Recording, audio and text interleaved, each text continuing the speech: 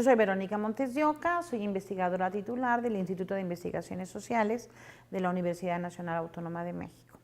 Soy socióloga y soy demógrafa y me interesa mucho la cuestión del envejecimiento de la población y especialmente lo que sucede en la vejez y las personas adultas mayores y ver cómo viven, cuál es su condición,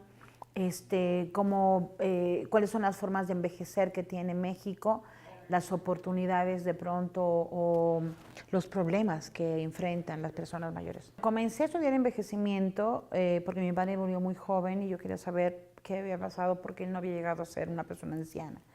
Y me interesó mucho ver de pronto que había muchas personas mayores en mi familia, no muchos ancianos, ancianas, ¿no? Y que de pronto tenía una familia muy longeva. Entonces, como que me empezó a dar curiosidad frente al contraste de la muerte de mi padre, que muchas de mis abuelas eran mayores de 90 años. Y eso pues me interesó mucho saber cuál era su situación, por eso estudié envejecimiento, ¿no? Y sobre todo verlo como un proceso, que no era una cosa como automática, sino que era un proceso de vida que a veces se trunca, pero otras veces tiene la fortuna de llegar a ser muy longeva. Entonces, eso me parecía muy interesante para estudiar sociológicamente y demográficamente, ¿no? Hoy en la tarde hablé sobre el impacto que tiene la migración en la salud de las personas mayores en México y en Estados Unidos. Y lo que hicimos fue como identificar un poco la política migratoria y su impacto que tiene en las distintas trayectorias que tienen migrantes en Estados Unidos y en México y ver, por ejemplo, cuando retornan, cómo viven su vejez y cuando están en Estados Unidos también cómo la enfrentan. Y la idea era un poquito ver el impacto que tienen el momento en que han migrado. Si han migrado en la época de braceros o han migrado en la época de los indocumentados o la época clandestina y ver todo eso, por ejemplo, cómo está configurando su envejecimiento, ¿no? Bueno, yo mencionaba un poco cómo a veces uno ve a los ancianos como personas que son, digamos, receptoras de cuidados, ¿no?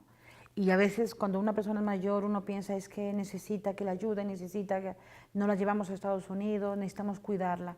Pero cuando llegan a Estados Unidos resulta que es un recurso fundamental de ayuda para los nietos, de ayuda para otros enfermos, de ayuda para los propios hijos de migrantes o los propios migrantes que han enfermado.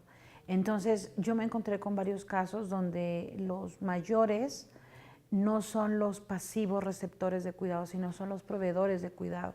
Y se me hizo muy lógico porque, bueno, también eso sucede mucho en México, pero en Estados Unidos la situación es muy complicada y a veces eso es central, hace la gran diferencia, tener de pronto a una persona en quien confiar que pueda cuidar de ti con cariño, ¿no? Con ese vínculo de la familia.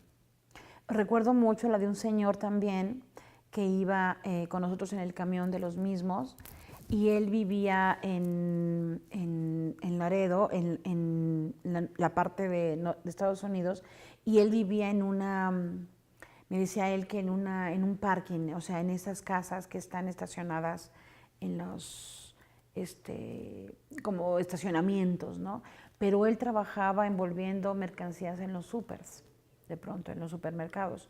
Y iba y venía para saber cómo estaba su casa y ver a su familia y regresaba porque vivía con unos hijos allá.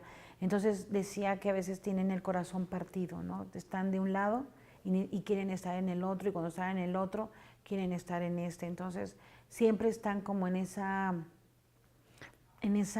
como ansiedad de no estar en ningún lugar, ¿no?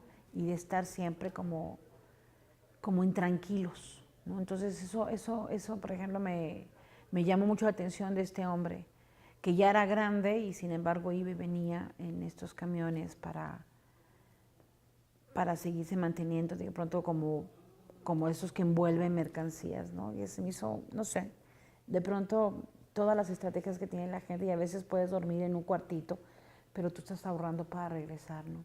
Yo creo que en Michoacán el tema de la migración es muy importante y a lo mejor, no sé, espero que la conferencia, la charla haya sido para ver otros puntos de vista sobre la migración